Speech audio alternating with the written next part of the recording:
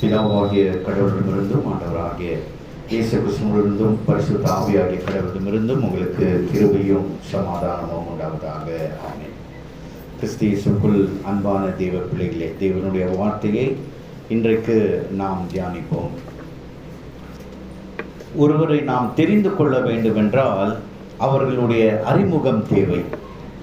யாரோ ஒருவர் நமக்கு முன்பாக வந்து நின்று உங்களை பார்த்து சிரித்தால் உங்களுக்கு அது ஒரு ஆச்சரியமாக இருக்கும். யார் இவர்கள், யார் என்றே தெரியவில்லை, ஏன் இப்படியாக என் முன்னே நிற்கிறார்கள், சிரிக்கிறார்கள் என்று நீங்கள் ஒருவேளை யோசிக்க முடியும்.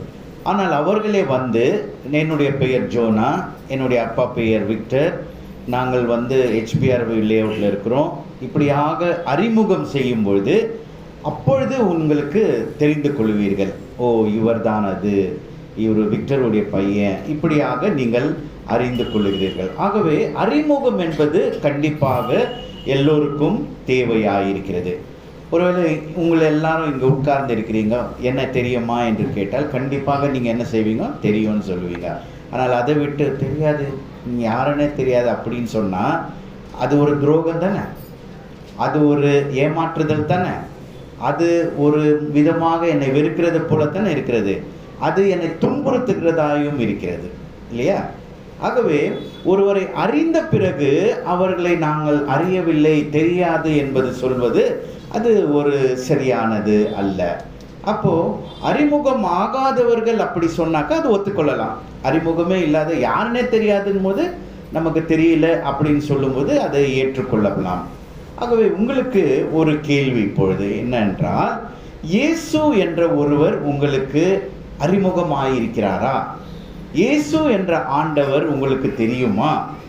இயேசு என்ற ஆண்டவரை குறித்து நீங்கள் அறிந்திருக்கிறீர்களா? இயேசு என்ற அந்த இயேசு சுவாமியுடன் உங்களுக்கு பழக்கம் இருக்கிறதா என்று உங்களை கேட்டால் நீங்கள் என்ன சொல்வீர்கள்? கண்டிப்பாக எங்களுக்கு தெரியும். ஒருவேளை தெரிந்து நீங்கள் எனக்கு தெரியாது என்று சொன்னால் அது ஆண்டவருக்கு செய்கிற துரோகமாயிருக்கிறது, அது ஆண்டவரை ஏமாற்றுகிறதாயிருக்கிறது, அது ஆண்டவரை வெறுக்கிறதாயிருக்கிறது, அவரை துன்புறுத்துகிறதாயிருக்கிறது என்று நாம் தெரிந்து கொள்ள வேண்டும். ஆகவே அறிமுகமான அந்த ஆண்டவரை குறித்து நாம் இன்னுமாக ஆழமாக அறிந்து கொள்வது மிக முக்கியமாக இருக்கிறது என்று இன்றைக்கு நாம் தெரிந்து கொள்ள வேண்டும். ஆகவே வேதாகமத்திலே சில காரியத்தை குறித்து, இயேசுவை குறித்து நாம் பார்க்கும்பொழுது நம்ம படித்த மார்க் 6ஆம் அதிகாரம் 14ஆம் வசனத்திலே இப்படியாக சொல்லுகிறது. மார்க் 6:14 அவர் பேர் பிரசித்தமான போது ஏரோது ராஜா அவரை குறித்து கேள்விப்பட்டு யோவான் ஸ்நானன் மரித்தோரிலிருந்து எழுந்தான் என்று அவன் சொல்லுகிறவனாயிருக்கான். அப்படி என்றால் இயேசுவை குறித்து அவனுக்கு தெரியாததினால தான் அவனுடைய வாயில் வருகிற வார்த்தை என்னவென்றால், இது ஒருவேளை யோவான் ஸ்நானகன் மரித்தோரிலிருந்து எழுந்திருக்கிறார் என்று அவன் நினைக்கிறவனாய். ஏன்னா இயேசு சுவாமி குறித்து அறியவில்லை. 15ஆம் வசனம், சிலர் அவர் எலியா என்றும், வேறு சிலர் அவர் ஒரு தீர்க்கதரிசி என்றும், அல்லது தீர்க்கதரிசிகளில் ஒருவராய் இருக்கலாம் என்று அவர்கள் யோசிக்கிறார்கள். அங்க இருக்கிற ஜனங்கள் இவர் ஒரு எலியாவா இருக்கலாம், ஒரு தீர்க்கதரிசியா இருக்கலாம், இல்ல தீர்க்கதரிசிகளில் ஒருவராய் இருக்கலாம் என்று அவர்களும் ஏன் நினைக்கிறார்கள்? ஏனென்றால் இயேசுவை குறித்து அவர்கள் அறியாமல் இருக்கிறார்கள். இயேசு சுவாமி அவர்களுக்கு அறிமுகம் ஆகாததினாலே இப்படியாக அவர்கள் பேசிக்கொண்டார்கள். அவரை மேசையாவாக ஏற்றுக்கொள்ளவில்லை, அவரை தேவனுடைய குமாரன் என்று ஏற்றுக்கொள்ளவில்லை, அவர் கடவுள் என்றும் அவர்கள் ஏற்றுக்கொள்ளாமல் இவர் ஒரு தீர்க்கதரிசியா இருக்கலாம், இவர் ஒரு தீர்க்கதரிசியில ஒருவராய் இருக்கலாம், இவர் எலியாவா இருக்கலாம், இப்படியாக அவர்கள் யோசிக்கிறவர்களாக இருக்கிறார்கள். ஆனால் இன்னொரு சம்பவத்தை குறித்து நாம் பார்க்கலாம். பாருங்க, ஆமோஸ் 7ஆம் அதிகாரம் 11, 12, 13 நம்ம படிச்ச ஆமோஸ் 7, 11, 12, 13 இப்படியாக சொல்லுங்க. நீங்களோ தாயையாவது நோக்கி உனக்கு நான் செய்ததை செய்யத்தக்க இஸ்ரவேல் தன் தேசத்திலிருந்து சிறைபிடித்து கொண்டு போகப்படுவான் என்றும் ஆமோஸ் சொல்லுகிறான் என்று சொல்ல சொன்னார். அமத்சியா யோசியா ஆமோஸை நோக்கி, தரிசனம் பார்க்கிறவனே, போ, நீ யூதேய தேசத்துக்கு ஓடிப்போ, அங்கே அப்பம் தின்று அங்கே தீர்க்க தரிசனம் சொல்லு. பெத்தேலிலே இனி தீர்க்க தரிசனம் சொல்லாதே, அது ராஜாவின் பரிசுத்த ஸ்தலமும் ராஜ்யத்தின் அரண்மனையுமாய் இருக்கிறது என்றார்.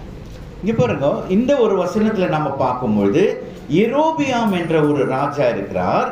அந்த ராஜாவுக்கு விரோதமாக ஆமோஸ் தீர்க்கதரிசி ஒரு தீர்க்கதரிசனம் சொல்றாரு. நீ சாகடிக்கப்படுவாய், உன்னுடைய தேசம் அழிக்கப்படும், இப்படி எல்லாம் சொல்லும் பொழுது அவர் என்ன சொல்றாரு பாருங்க, 13ஆம் வசனத்துல, இது ராஜாவின் பரிசுத்த ஸ்தலம், பெத்தேல் என்று சொல்லுகிற இந்த ஸ்தலம் ராஜாவின் பரிசுத்த ஸ்தலம், இந்த ராஜ்யத்தின் அரண்மனையுமாய் இருக்கிறது என்று கடவுளுக்கு விரோதமாக பேசுகிறான். இது எதற்காக உங்களுக்கு சொல்கிறேன் என்றால், இந்த ராஜாவுக்கு கடவுள் யார் என்று தெரியும். அவர்கள் எகிப்தில் இருக்கும்பொழுது எந்த கடவுள் அவர்களை விடுவித்தார் என்று தெரியும். மோசே என்ற ஒருவர் அவர்களுக்கு தெரியும். முற்பிதாக்கள் எல்லாம் அவர்களுக்கு தெரியும். அவர்களுக்கெல்லாம் கடவுள் இந்த யெகோவா என்றும் தெரியும். தெரிந்தும் கடவுளுக்கு விரோதமாக அறிமுகமான அந்த கடவுள் அவனுக்கு தெரிந்திருந்தோம் அவன் என்ன சொல்றான், கடவுளுக்கு விரோதமாக, இது கடவுளின் பரிசுத்த ஸ்தலம் அல்ல, இது ராஜாவின் பரிசுத்த ஸ்தலம், இது ராஜாவின் அரண்மனையுமாய் இருக்கிறது என்று கர்த்தருக்கு விரோதமாக அங்க சொல்லுகிறவனாயிருக்கிறான். ஆகவே கடவுளை அறிந்து கடவுளுக்கு விரோதமாக ஒரு துரோகமாக பேசுகிறவனாயிருக்கிறான். கடவுளுக்கு விரோதமாக அவரை ஏமாற்றுகிறவராயிருக்கிறார். கடவுளை வெறுக்கிறவராயிருக்கிறார். கடவுளை துன்புறுத்துகிறவனாய் அவன் பேசுகிறவனாயிருக்கிறான். ஆகவே கிறிஸ்து இயேசுக்குள் அன்பானவர்களே, ஒரு கூட்டத்தை பார்த்தோம், ஆண்டவருடைய அறிமுகம் இல்லை இல்லை தெரியாது என்று சொன்னார்கள். இங்கே ஒரு ராஜாவை பார்க்கிறோம், ஆண்டவர் யார் என்று தெரியும், ஆனாலும் எனக்கு தெரியாது என்று சொல்லுகிறவராயிருக்கிறார். இன்றைக்கு நம்மிடம் ஒரு கேள்வி என்ன என்றால், இந்த இயேசு சுவாமி குறித்து நீங்கள் என்ன அறிந்திருக்கிறீர்கள்? இதுதான் இன்றைக்கு கேள்வி. இயேசு கிறிஸ்துவை குறித்து உங்களுடைய அறிமுகம் எப்படியாக இருக்கிறது? அவரோடு உங்களுடைய பழக்கம் எப்படியாக இருக்கிறது? அவரை குறித்து எவ்வளவாக நீங்கள் தெரிந்து கொண்டிருக்கிறீர்கள் என்று நான் கேட்பேன். ஆனால் நீங்கள் என்ன சொல்லலாம், ஐயோ அவர் பெத்லேகம் என்ற ஊரில் பிறந்தார், மரியாள் யோசேப்புக்கு மகனாக பிறந்தார், அவர் தேவகுமாரனாக இருக்கிறாரு, இந்த உலகத்தில் வந்து அவர் ஊழியம் செய்தார், பலவிதமான அற்புதங்களை செய்தார், அவர் எனக்காக சிலுவையில் அறையப்பட்டார், எனக்காக மரித்தார், எனக்காக உயிரோடு எழுந்தார். இவ்வளோதானே நமக்கு தெரியும். யாரு கேட்டாலும் இவ்வளோதான் நமக்கு தெரியும், இவ்வளோதான் நம்ம சொல்ல முடியும். ஆனாலும் இன்னைக்கு ஆண்டவர் இன்னும் அதிகமாக நீங்கள் தெரிந்து கொள்ளுங்கள், இந்த இயேசுவை குறித்து தெரிந்து கொள்ளுங்கள், அவர் உங்களுக்கு வசனத்தின் மூலமாக உங்களுக்கு அறிமுகம் செய்கிறார், தெரிந்து கொள்ளுங்கள் என்று சொல்லுகிறார். ஆகவே இன்றைக்கு அதை குறித்து பார்க்கும்பொழுது ஆழமாக தெரிந்து கொள்ள நம்ம படித்த எபேசியர் 1ஆம் அதிகாரம் 3-14 வரை வசனத்திலே நாம் பார்க்கும்பொழுது 3ஆம் வசனத்துல என்ன சொல்றார்? நம்முடைய கர்த்தராகிய இயேசு கிறிஸ்துவின் பிதாவாகிய தேவனுக்கு ஸ்தோத்திரம். அவர் கிறிஸ்துவுக்குள் உன்னதங்களிலே ஆவிக்குரிய சகல ஆசீர்வாதத்தினாலும் நம்மை ஆசீர்வதித்திருக்கிறார். வெறும் அவர் பெத்லேகேம்ல பிறந்து எனக்காக மரித்து எனக்காக உயிர்த்தெழுந்தார் மாத்திரமல்ல, அவர் பரமபிதாவாகிய தேவன் சொல்றாரு, கிறிஸ்துவுக்குள்ளாக இந்த உலகத்திலே வாழ அவர் உங்களை சகல ஆசீர்வாதத்தினாலே உங்களை என்ன செய்யறாரா? ஆசீர்வதிக்கிறார். இன்னைக்கு அந்த ஆசீர்வாதம் இருப்பதினாலே தான் இவ்வளவு சந்தோஷமாக இந்த இடத்திலே உட்கார்ந்திருக்கிறோம். ஆகவே இயேசு சுவாமி யாருன்னாக்கா என்ன சொல்லலாம்? என்னை ஆசீர்வதிக்கிற தேவன். என்ன சொல்லணும்? என்னை இன்னைக்கு நான் ஆசீர்வாதமா இருப்பதற்கு அவர்தான் எனக்கு ஆசீர்வாதத்தை கொடுக்கிற தேவனாய் இருக்கிறார் என்று நாம் சொல்ல வேண்டும். 4ஆம் வசனம், தமக்கு முன்பாக அன்பில் பரிசுத்தம் உள்ளவர்களும் குற்றமில்லாதவர்களாய் இருப்பதற்கு உலக தோற்றத்துக்கு முன்னே கிறிஸ்துவுக்குள் நம்ம என்ன செய்தார்? அவரு தெரிந்து கொண்டாருங்க. அவர் வரும் வந்தார், மரித்தார், உயிர் தெரிந்தார் இல்ல, என்னை கிறிஸ்துவுக்குள் அவர் என்னை தெரிந்து கொண்டார். அவருடைய பிள்ளையாக இருக்க என்னை தெரிந்து கொண்டார். அவருக்காக வாழ என்னை தெரிந்து கொண்டார். அவருடைய நாமம் மகிமைப்பட என்னை தெரிந்து கொண்டார் என்று எல்லா விதத்திலும் சொல்ல வேண்டும். ஆகவே இயேசு சுவாமி யார் உங்களுக்கு தான்? என்னை தெரிந்து கொண்ட ஆண்டவர். என்னை ஆசீர்வதிக்கிற தேவன் மாத்திரமல்ல, என்னை என்ன செய்கிறாரா? தெரிந்து கொண்ட தேவன். அப்போ உங்களுக்கு தெரியும், அவருக்கு நன்றாக தெரியும். நீங்க என்ன செய்ய வேண்டும்? நீங்க அவரை நன்றாக என்னத்தில் செய்ய வேண்டுமா? தெரிந்து கொள்ள வேண்டும் என்றுதான் ஆண்டவர் அங்க சொல்றார். 6ஆம் வசனம். தம்முடைய தயவுள்ள சித்தத்தின்படியே நம்மை இயேசு கிறிஸ்துவின் மூலமாய் தமக்கு சுவிகார புத்திரராகும்படிக்கு என்ன செய்திருக்கிறாரா? முன் குறித்திருக்கிறார். எப்பவோ எழுதிட்டார், இந்த மாதிரி இப்படியாக இந்த பிள்ளை பிறக்கும், இந்த பிள்ளை கடவுளுடைய பிள்ளை, சுவிகார புத்திரர் என்று சொல்லுகிற அளவுக்கு தேவனுடைய பிள்ளை என்று சொல்லி முன்னமே அவர் என்ன செய்திருக்கிறார்? நம்மை முன்குறித்திருக்கிறார். இதுதாங்க நாம் அறிந்து நம்மை ஆசீர்வதிக்கிற தேவன், நம்மை தெரிந்து கொண்ட தேவன், நம்மை முன்குறித்து வைத்திருக்கிற தேவன் என்று நாம் தெரிந்து கொள்ள வேண்டும். 7ஆம் வசனத்துல அது பரமபிதாவை குறித்து நாம் பார்த்தோம். 7ஆம் வசனத்தில் இயேசு சுவாமி குறித்து என்ன சொல்லுது பாருங்க. அவருடைய கிருபையின் ஐஸ்வரியத்தின்படியே இவருடைய இரத்தத்தினாலே பாவ மன்னிப்புமாகிய மீட்பு இவருடைய இரத்தத்தினாலே பாவ மன்னிப்பாகிய மீட்பு நமக்கு என்ன இருக்குதா? உண்டாயிருக்கிறது. அப்போ இயேசு கிறிஸ்து யாருன்னாக்கா, அவருடைய இரத்தத்தினாலே எனக்கு மீட்பு கிடைத்தது, எனக்கு ரட்சிப்பு கிடைத்தது, நான் ஆண்டவருடைய பிள்ளையாயிருக்கிறேன், அந்த பரலோக ராஜ்யத்திற்கு செல்ல தம்முடைய இரத்தத்தினாலே என்னை இப்படியாக அவர் என்னை மீட்டு கொண்டார், பாவத்திலிருந்து மீட்டு கொண்டார், சாத்தானிடத்திலிருந்து என்னை மீட்டு கொண்டார் என்று நாம் இப்படியாக சொல்ல வேண்டும். இதுதான் நாம் இன்றைக்கு இயேசு கிறிஸ்துவை இன்னும் ஆழமாக அறிந்து கொள்ள வேண்டியது என்று 13ஆம் வசனம் 14ஆம் வசனத்துல பரிசுத்த ஆவியை குறித்து என்ன சொல்றார் பாருங்க. நீங்களும் உங்களின் ரட்சிப்பின் சுவிசேஷமாகிய நீங்கள் அவருடைய சத்திய வசனத்தை கேட்டு நீங்கள் விசுவாசிகள் ஆன பொழுது வாக்குத்தத்தம் பண்ணப்பட்ட பரிசுத்த ஆவியினால் நீங்கள் என்ன போடப்பட்டிருக்கிறீர்களா? முத்திரை போடப்பட்டிருக்கிறீர்கள். என்ன முத்திரை? இவர் தேவனுடைய பிள்ளை, இவர் ஒரு விசுவாசி, இது கடவுளுடைய புத்திரன், கடவுளுடைய பிள்ளைகள், ஜனங்கள் என்று சொல்லி பரிசுத்த ஆவியினாலே என்ன செய்யப்பட்டிருக்கிறோமா? நாம் முத்திரை செய்யப்படும். we are sealed by the Holy Spirit. அதுதான் ஆண்டவர் இன்றைக்கு சொல்றாரு. 14ஆம் வசனத்துல அவர்களுக்கு சொந்தமானவர்கள் மீட்கப்படுவார்கள் என்பதற்கு ஆவியானவர் நமக்கு எப்படியா இருக்கிறாரா? அச்சாரமாய் இருக்கிறார். He is the proof, he is the evidence என்று நாம் இங்கே பார்க்கிறோம். ஆகவே ஆண்டவர் ஆசீர்வதிக்கிறது மாத்திரமல்ல, ஆண்டவர் உங்களை தெரிந்து கொண்டது மாத்திரமல்ல, ஆண்டவர் உங்களை முன்குறித்தது மாத்திரமல்ல, இயேசு கிறிஸ்துவின் நாமத்தினாலே அவருடைய இரத்தத்தினாலே பாவம் மன்னிப்பாகிய மீட்பு உங்களுக்கு கிடைத்தது மாத்திரமல்ல, நீங்கள் விசுவாசிகள், கடவுளுடைய பிள்ளைகள் என்று பரிசுத்த ஆவியினால் முத்திரை போடப்பட்டிருக்கிறீர்கள். அந்த பரலோக ராஜ்யத்திற்கு செல்ல அவருக்கு சொந்தமானவராய் இருக்க உங்களை மீட்கும்படி அந்த ஆவியானவர் உங்களுக்கு எப்படியாக இருக்கிறாரா?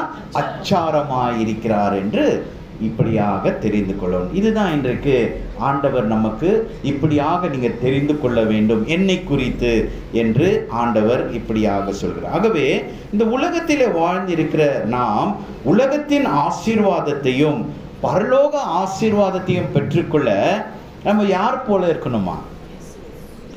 நான் ஒன்று சொன்னாக்கா நீங்கள் ஏற்றுக்கொள்வீங்களா? ஏரோது ராஜா மாதிரி இருக்கணும் அப்படின்னு சொன்னால் ஏற்றுக்கொள்வீர்களா? ஏரோது ராஜா கெட்டவர் நமக்கு தெரியும், அவர் தான் சிலுவையில் அறைய செய்தாருன்னு சொல்லணும், இப்படியெல்லாம் நமக்கு தெரியும். ஏரோது ராஜானாவே நமக்கு பிடிக்காது, ஒரு அறிமுகம் நமக்கு தெரியும். ஆனால் நான் என்ன சொல்கிறேன்னா, ஏரோது ராஜா போல நீங்கள் இருக்கணும், அப்பொழுதுதான் ஆண்டவரை இன்னுமாக ஆழமாக நீங்கள் தெரிந்து கொள்வீர்கள் என்று நான் சொன்னால் நீங்கள் அதற்கு சம்மதிப்பீர்களா அப்படின்னா கண்டிப்பாக இல்லைன்னு சொல்லுவீங்க. ஆனால் இந்த வசனம் பாருங்க எவ்வளோ அழகாக சொல்லுது. மார்க் 6ஆம் அதிகாரம் 20ஆம் வசனம் என்ன அழகாக சொல்லுது பாருங்க. மார்க் 6. அது ஏனென்றால் யோவான் நீதியும் பரிசுத்தம் உள்ளவன் என்றும் ஏரோது அறிந்து அவனுக்கு பயந்து அவனை பாதுகாத்து அவனுடைய யோசனைப்படி அநேக காரியங்களை செய்து அவன் விருப்பத்தோடு அவனுடைய சொல்லை கேட்டு வந்தான். யாரு? நீதிமானாயிருந்த யோவான் ஸ்நானகனை குறித்து இப்படியாக நாம் பார்க்கிறோம். அப்ப நல்லது தானே செய்யறாரு. யோவான் ஸ்நானவன் நீதிமான் என்று அறிந்து அவனுக்கு பயந்து அவனை பாதுகாத்து அவருக்கு அவனுடைய யோசனையின்படி வார்த்தைகளின்படி காரியங்களை செய்து விருப்பத்தோடு அவனுடைய சொல்லை கேட்டு வந்தான். இன்னைக்கு அதே தான் நானும் உங்களுக்கு சொல்றேன். நீங்கள் இயேசுவை அறிந்து, நீதிமானான இயேசுவை அறிந்து அவருக்கு பயந்து அவரை நம்மில் பாதுகாத்து நம்மோட வைத்துக்கொண்டு அவருடைய யோசனையின்படி அவருடைய வார்த்தையின்படி எல்லா காரியங்களை செய்து விருப்பத்தோடு அவருடைய சொல்லை கேட்டு நீங்கள் வந்தால் நாம் எல்லாரும் யாரு? பாக்கியவான்கள். அப்ப ஏரோது ராஜா செய்தது போல நாமளும் செய்யணும். ஆனா யாரை குறித்து? யோவான் ஸ்நானகனை குறித்து இல்லை. யாரை அறிந்து? இயேசுவை அறிந்து அவருக்கு பயந்து அவரை நம்மள பாதுகாத்து அவருடைய யோசனைப்படி காரியங்களை செய்து விருப்பத்தோடு அவருடைய சொல்லை கேட்போமானால், வசனங்களை கேட்போமானால், கடைப்பிடிப்போமானால் நாம் பாக்கியவான்கள் என்று ஆண்டவர் சொல்லுகிறார். இன்னொன்னு சொல்லிடுற பாருங்க. ஆமோஸ் 7ஆம் அதிகாரம் 14ஆம் வசனம். ஆமோஸ் 7:14. ஆமோஸ் அமத்சியாவுக்கு பிரதியுத்தரமாக, நான் தீர்க்கதரிசியும் அல்ல, தீர்க்கதரிசியின் புத்திரனும் அல்ல, நான் மந்தை மேய்க்கிறவனும் காட்டு அத்திப்பழங்களை பொறுக்கிறவனுமாய் இருந்தேன் என்று அங்க அவன் சொல்லுகிறவனாய் இருக்கிறான். இங்கே நாம் என்ன சொல்லுகிறவன் என்றால், ஆமோஸ் பாருங்க, ஒரு சாதாரண மந்தை மேய்க்கிறவன் காட்டு அத்திப்பழங்களை பொறுக்கிறவனாய் இருக்கிறான். இந்த ஆமோஸை ஆண்டவர் அழைத்து, நீ தீர்க்க தரிசனமாக நீ போய் ராஜாவுக்கு சொல் என்று அவரை தெரிந்து கொண்டார், அவரை அழைத்தார். இன்றைக்கு எதற்காக இதை சொல்லுகிறேன் என்றால், இயேசுவை அறிந்திருக்கிற நீங்கள் ஒருவேளை உங்களுடைய வாழ்க்கையில நான் அவ்வளோ திராணி எனக்கு இல்லை, எனக்கு அவ்வளோ தகுதி இல்லை, ஆண்டவருடைய ஊழியம் செய்ய நான் அப்படிப்பட்ட ஒரு திராணியும் தகுதியும் இல்லாத நினைக்காதீங்கோ. ஏன்னா ஆண்டவர் உங்களை சிருஷ்டித்திருக்கும் பொழுது ஆண்டவர் உங்களை எப்படியாக சிருஷ்டித்திருக்கிறார் என்று அவருக்கு தெரியும். உங்களுடைய பலவீனங்கள், உங்களுடைய கஷ்டங்கள் எல்லாமே அவருக்கு தெரியும். ஆனாலும் உங்களை தெரிந்து கொண்டால், அழைத்து கொண்டார், அவருடைய பிள்ளையாக உங்களை ஏற்றுக்கொண்டார் என்றால், நீங்கள் அந்த ஒரு சந்தேகம் இல்லாமல் ஒரு மாடு மேய்க்கிற ஒரு ஆமோஸை தெரிந்து கொண்டால், ஒரு காட்டத்தி மரத்தின் பழங்களை பொறுக்கிறவரை ஆண்டவர் தெரிந்து கொண்டார், என்னை தெரிந்து கொள்ள மாட்டாரா? அதுதான் நமக்கு கேள்வி. ஆகவே அன்பான தெய்வ பிள்ளைகளே, நாம் என்ன செய்ய வேண்டும் என்றால், இன்றைக்கு இந்த ஆண்டவராகிய இயேசு கிறிஸ்துவை நீங்கள் அறிந்து கொண்டதினாலே அவருக்கு அறியப்பட்டவர்களாக நீங்கள் உங்களுடைய ஊழியத்தை கர்த்தருக்கென்று செய்யுங்கள் என்றுதான் ஆண்டவர் இன்றைக்கு நமக்கு இப்படியாக சொல்லுகிறவராக இருக்கிறார். ஆகவே இன்றைக்கு ஆண்டவரிடத்தில் ஒப்பு கொடுப்போம். ஆண்டவரை தெரிந்து கொண்ட, இயேசு கிறிஸ்துவை தெரிந்து கொண்ட நீங்கள் இன்னுமாக அவருடைய பாதையிலே நடந்து அந்த ஆசீர்வாதத்தை பெற்றுக்கொள்ள கர்த்தர் தாமே உங்களை ஆசீர்வதித்து காப்பாராக. ஆமென். எல்லா புத்திக்கும் மேலான தெய்வ சமாதானம் உங்கள் இருதயங்களும் சிந்தனைகளும் கிறிஸ்து இயேசுக்குள்ளாக உங்களை காத்துக்கொள்வாராக.